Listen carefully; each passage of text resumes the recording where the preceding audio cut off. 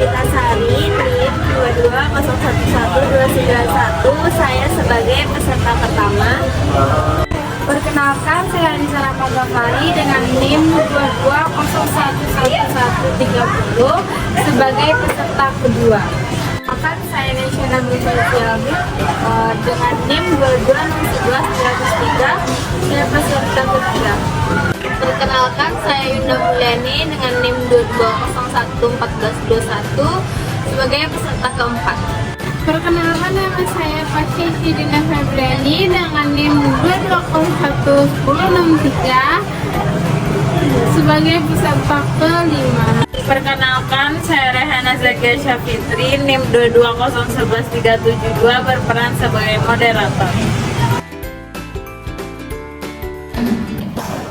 Halo, selamat siang. Sebelumnya, perkenalkan saya Rehana Zakia Syafitri di sini sebagai fasilitator dalam diskusi FGD kita kali ini, di mana akan membahas terkait perilaku prokrastinasi akademik pada mahasiswa. Sebelum masuk diskusi, saya ingin perkenalan dulu kepada teman-teman. Dimulai dari kiri saya. Perkenalkan, nama saya Nina Fitasari. Perkenalkan, nama saya Anissa Rahmagafari. Saya National Mutual Bid. Saya Yunda Mulyani. Saya Fasya Sidina Febriani. Baik, sebelum masuk ke diskusi, saya akan menjelaskan sedikit terkait apa yang akan dibahas dan aturan selama diskusi. Jadi kita akan membahas mengenai faktor penyebab, dampak, dan solusi terkait kasus prokrastinasi akademik pada mahasiswa. Aturan di sini selama diskusi kita bersifat semi formal, tapi tetap menghargai satu sama lain dan tidak boleh menggunakan kata kasar yang menyinggung, baik berunsur sara yang dapat menyinggung. Langsung saja kita masuk ke diskusi kali ini, di mana kita mendiskusikan terkait perilaku prokrastinasi akademik pada mahasiswa. Baik, saya ingin mengetahui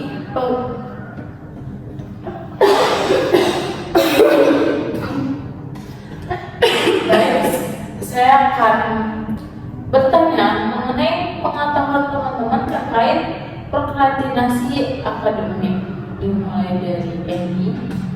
Oke, yang saya ketahui mengenai itu yaitu lebih suka mengerjakan tugas di esok harinya atau perilaku menunda tugas. Di perilaku menunda tugas. Nah, selanjutnya bisa. Kalau menurut saya, prokrastinasi akademik ini kan, kalau prokrastinasi itu perilaku yang menunda-nunda gitu. Jadi prokrastinasi akademik ini adalah kegiatan menunda yang berhubungan dengan akademik, misalnya kayak menunda tugas yang akhirnya dapat menimbulkan permasalahan. Itu.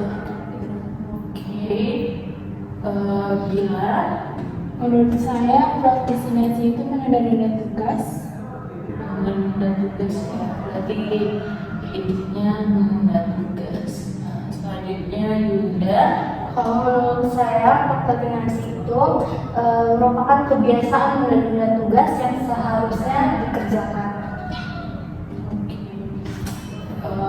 Tasya. Menurut saya, prokrastinasi yang itu adalah suatu hal yang menunda tugas atau aktivitas tertentu yang disebabkan oleh beberapa faktor. Baik, berarti teman-teman setidaknya sudah mengetahui dan memahami sedikit banyaknya mengenai prokrastinasi akademik. Dari yang dapat saya simpulkan dari pendapat teman-teman, itu prokrastinasi akademik merupakan kegiatan menunda-nunda suatu pekerjaan atau tugas di mana memiliki faktor dan dampak. Nah, selanjutnya kita masuk ke faktor nih. Apa sih faktor dan faktor penyebab dari prokrastinasi akademik itu sendiri. Nah, dan jika teman-teman punya pengalaman di dalam dan jika teman-teman punya pengalaman mengenai prokrastinasi akademik ini, boleh juga disampaikan jika berkenan. Dimulai dari ini. Kalau saya dalam hal ini yaitu kesibukan. Kesibukannya seperti apa? Kesibukan karena saya selama kuliah ini mengikuti organisasi. Berarti organisasi bentar. Sorry, bisa dikatakan nanti. Berarti setelah kamu mengikuti organisasi, kamu mengalami prokrastinasi akademik. Berarti lebih ke membagi waktu ya. Iya, betul. Apakah sebelum mengikuti organisasi kamu pernah mengalami juga prokrastinasi akademik? Karena yaitu faktornya karena kebanyakan tugas. Berarti karena kamu mahasiswa baru ya? Iya, karena saya masih semester awal, jadi saya setiap ada tugas saya bingung nih mau mengerjakan yang mana dulu. Berarti menurut pendapat ini, faktor prokrastinasi akademik ini dimulai dari penyesuaian beralih dari SMA ke kuliah. Nah, lanjut di organisasi ya, yang karena lumayan rumit nih dari SMA ke kuliah dilanjut di organisasi. Berarti itu yang menyebabkan prokrastinasi akademik di diri ini sendiri. Nah, kalau menurut ini faktor utama pada orang-orang yang mengalami prokrastinasi akademik apa? Banyak sih sebenarnya faktornya, tapi kalau menurut saya yang saya alami cuma dua itu. Oke. Baik, terima kasih Eni. Selanjutnya Nisa. Kalau menurut saya sendiri, faktor dari penyebab prokrastinasi itu umumnya juga ada orang yang kadang-kadang gitu menetapkan standar yang tinggi. Karena tugas tuh harus bagus gitu, tugas tuh harus sempurna gitu, biar nggak salah. Jadi akhirnya dia udah tugas tunggu mood dia dulu biar dia bisa mencari yang jawaban yang bagus gitu.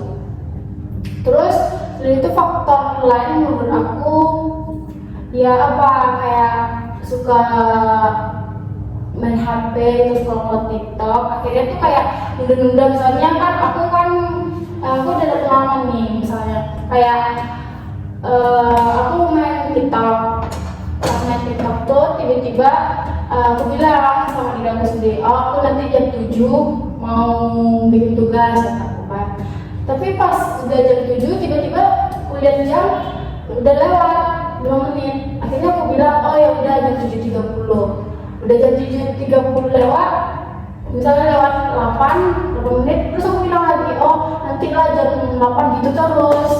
Sampai akhirnya aku udah tugas, akhirnya aku kerjain besok gitu. Terus kadang karena setelah itu misalnya aku ngerasa kayak, wah aku nggak mau nanti kalau aku bikin sekarang aku bakal jelek hasilnya, makanya aku jadi nunda tugas gitu. Kalau aku pribadi memang Berarti nyambung ya, dari kamu menunda-nunda dan kamu orang perfeksionis. Jadi nanti deh kalau aku udah mood, karena kalau aku belum mood nanti tugas aku nggak perfect gitu ya. kalau nggak perfect tuh jadi overthinking gimana kan. Masih Nisa, selanjutnya Bila. Faktor penyebab dari aku ya, karena aku setiap minggu sering pulang kampung, jadi suasana di rumah kayak lagi liburan, jadi tugas itu nggak aku kerjain, bener-bener tugas. Akhirnya setelah aku balik ke kampus atau balik ke kos, tugas-tugas itu banyak yang udah numpuk, udah lewat deadline. Berarti berarti faktornya karena pulang kampung ya. Udah. Kalau untuk aku pribadi setuju sama pendapatnya Anissa tadi yang karena gadget ya, jadi lupa waktu. Misalnya main HP lupa waktu, kiranya udah jam segini, harusnya dikerjain jam segini gitu. 5 menit lagi deh kerjanya, 5 menit lagi deh gitu. Jadi keasikan nonton, scrolling itu gitu. Gak Nyadar waktu jadinya. Baik, terima kasih udah. Selanjutnya Pasha. Oke, menurut saya karena saya mengikuti organisasi, jadi selama organisasi kan banyak rapat, jadi saya kayak ngerasa lelah, capek aja gitu. Jadi setiap saya nyampe kos, saya nggak kepikiran tugas lagi, jadi saya abain itu tugasnya. Nah, karena banyaknya tugas juga, saya bingung juga mau ngerjain yang mana dulu. Itu sih dampak dari diri saya. Berarti tugas yang terbengkalai tetap dikerjakan. Tetap dikerjakan, tapi nunggu mepet deadline banget sih. Berarti nggak ada dampak yang tetap negatif. Terlalu. Berarti nggak ada dampak yang berpengaruh ke nilai atau ke kesehatan. Kalau nilai yang enggak, cuma dampaknya tuh lebih ke stres gitu. Harus gimana? Oke, makasih ya Nini. Selanjutnya Nisa. Kalau dari saya sendiri kayak gara-gara profesi akademik ini kayak tugas saya tuh jadi kadang ada terbengkalainya, tapi tetap dibikin.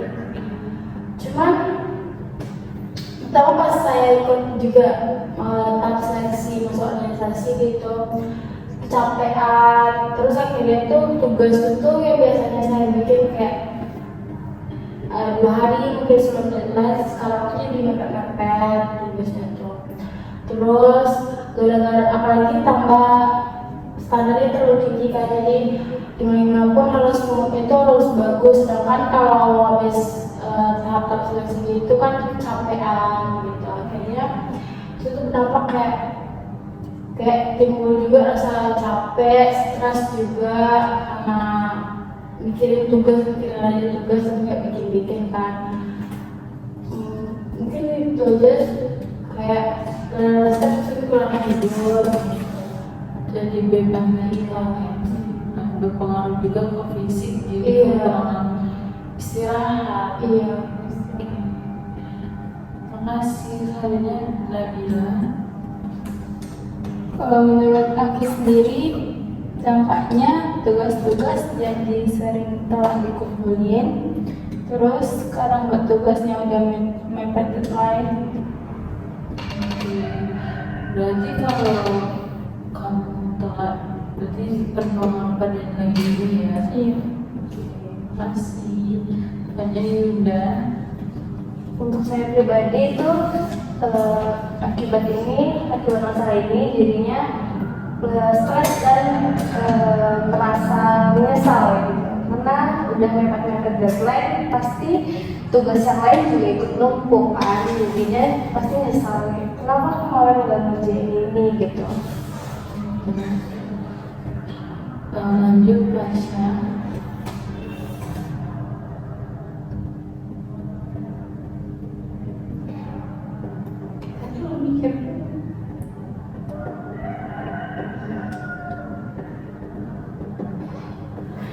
Menurut saya dampak dari prokrastinasi akademik untuk saya itu kayak saya jadi cepet stres karena tugas yang terlalu numpuk gitu.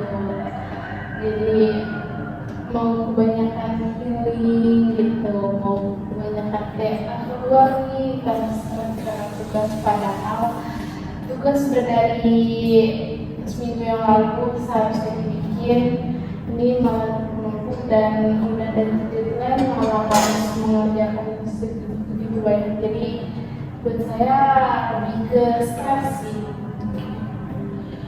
Baik, setelah mendengarkan pendapat teman-teman, saya jadi dapat menyimpulkan bahwasanya prokrastinasi akademik ini sangat berpengaruh kepada stres ya, karena tugas ya, di yang itu kan jadinya numpuk.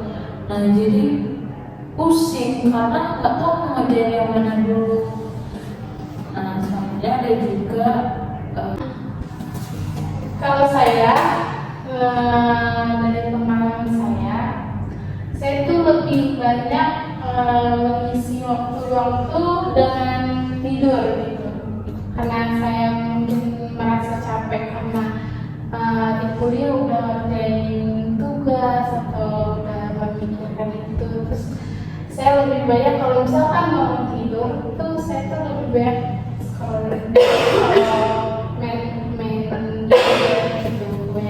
main game. Jadi tugas tuh banyak yang tertunda.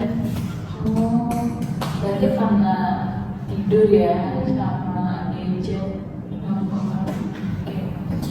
Oke, setelah saya mendengar pendapat dari teman-teman terkait faktor yang menjadi penyebab prokrastinasi akademik pada mahasiswa, itu tadi ada organisasi ya.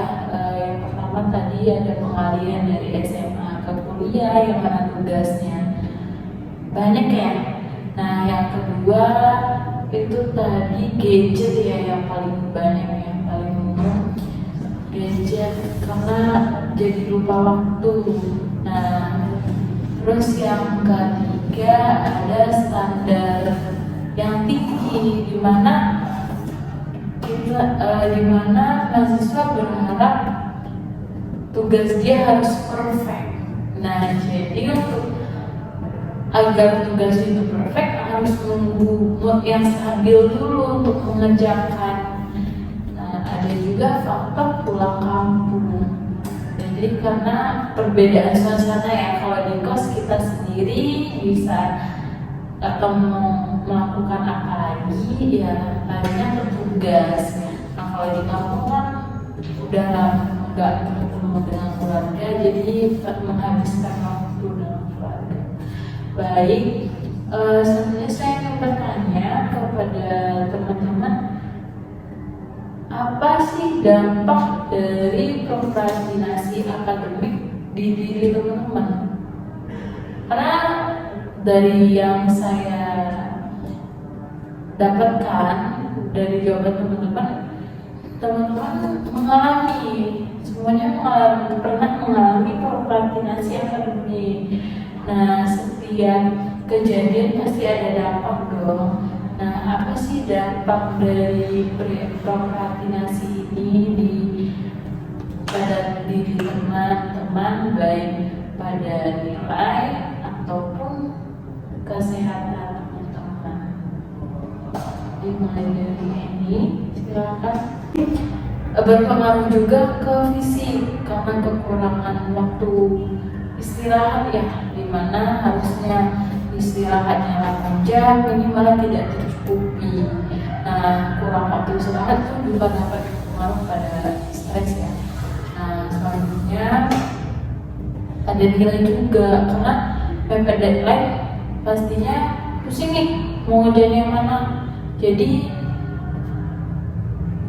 ngasah nggak juga ya, jadi tugas apa adanya dan mepet deadline juga itu berpengaruh pada nilai yang tadi. Setelah saya dengarkan pendapat dari teman-teman, baik selanjutnya saya akan bertanya mengenai solusi atas prokrastinasi akademik pada mahasiswa ini. Teman-teman punya solusi nggak?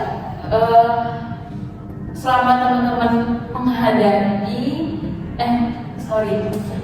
selama teman-teman berada pada fase prokrastinasi akademik ini, teman-teman punya solusi nggak?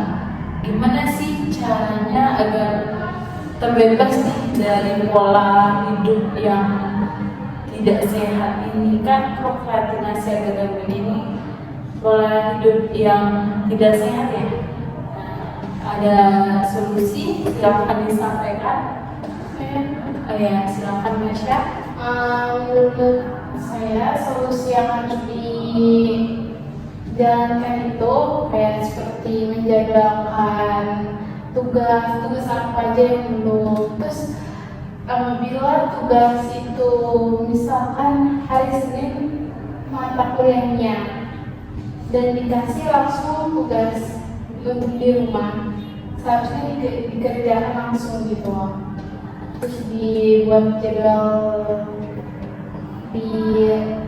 mungkin di lemari atau jadwal kita untuk melihat mana saja tugas yang sudah dikerjakan atau belum gitu. Berarti dengan membuat jadwal kita jadi ingat nih ada alarm tersendiri, karena jadwalnya juga ditempel di tempat yang terlihat ya. Apakah ada solusi lain lagi teman-teman? Bagi saya belum sampai sama pasien, dimana butuhnya juga manajemen waktu yang baik gitu.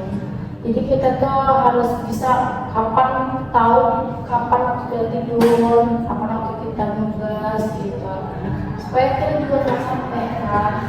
Terus biasanya tuh kalau bikin tugas itu lebih mementingkan kayak selesai, nggak belum sempurna tapi selesai gitu. Karena kadang kalau kita berharap sempurna, kadang tugas itu nggak selesai jadi percuma. Lebih ke membatasi diri ya. Iya. Apakah ada solusi lain? Silakan.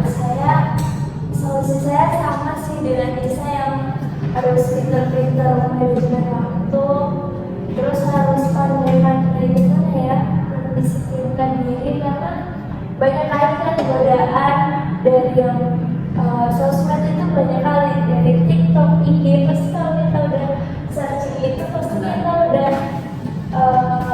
udah lupain tuh tugas semuanya. Jadi itu sih kuatkan iman sih. Oke, apakah masih ada? Baik, setelah mendapatkan teman-teman, saya jadi mendapatkan beberapa solusi.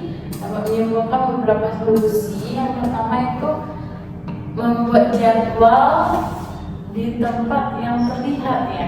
Nah, itu bisa mengingatkan diri, membuat kita mempunyai alarm tersendiri ya. Nah, yang kedua itu membatasi diri dari gadget, membatasi diri dari bermalas-malasan, dan membatasi diri dari hal-hal yang seharusnya tidak perlu dilakukan. Nah, yang ketiga itu menjaga pola hidup sehat. Jadi dengan menjaga waktu tidur, waktu buat tugas, dan tidak menunda-nunda pekerjaan, itu secara tidak sengaja itu mengubah pola hidup kita juga menjadi lebih baik. Nah, terima kasih atas partisipasi teman-teman pada diskusi FGD kali ini. Saya sangat berterima kasih dan mengapresiasi atas semangat dan juga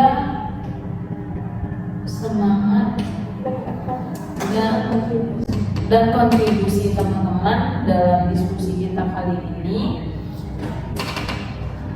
Baik, saya akan menyampaikan kesimpulan yang didapat selama diskusi FGD kita. Jadi judul diskusi kita yaitu perilaku prokrastinasi akademik pada mahasiswa. Nah, prokrastinasi akademik itu merupakan suatu kegiatan atau perilaku menunda-nunda tugas atau kewajiban. Nah, faktornya itu banyak dari berbagai aspek, mulai dari organisasi, pengalihan masa SMA ke kuliah, ada juga faktor pulang kampung, gadget, standar tugas yang tinggi. Nah, itu merupakan beberapa faktor yang dialami oleh teman-teman sendiri ya. Nah, selanjutnya dampak. Nah, dampak itu sangat berpengaruh kepada kehidupan teman-teman. Kok teman-teman sih? Dampak prokrastinasi akademik pada mahasiswa, dampaknya juga membawa pengaruh negatif ya, seperti pola hidup menjadi berantakan, tugas yang mepet deadline, tugas jadi apa adanya, dan itu sangat berpengaruh kepada nilai. Nah, lanjut, teman-teman juga tadi menyampaikan dan solusi ya. Nah, solusinya itu banyak juga. Jadi bisa dengan membuat jadwal, lalu membatasi diri atau mendisiplinkan diri akan tanggung jawab yang harus dilakukan. Jadi kita harus tahu mana yang semestinya dilakukan dan mana yang tidak.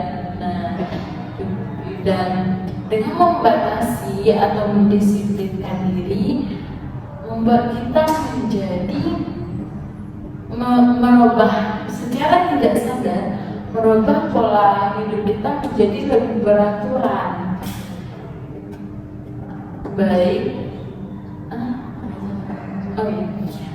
Yang terakhir yaitu manajemen waktu. Dengan memiliki manajemen waktu yang baik, nah semuanya akan berjalan sesuai alur dan semua kewajiban pasti terlaksanakan. Baik, terima kasih atas partisipasi teman-teman dan kontribusinya dalam diskusi kali ini. Mohon maaf selama diskusi ada pertanyaan ataupun pernyataan yang sekiranya menyinggung dan tidak berkenan di hati teman-teman. Sampai jumpa pada kesempatan yang lain. Selamat siang semua. Sekian video dari kelompok kami. Thanks for watching.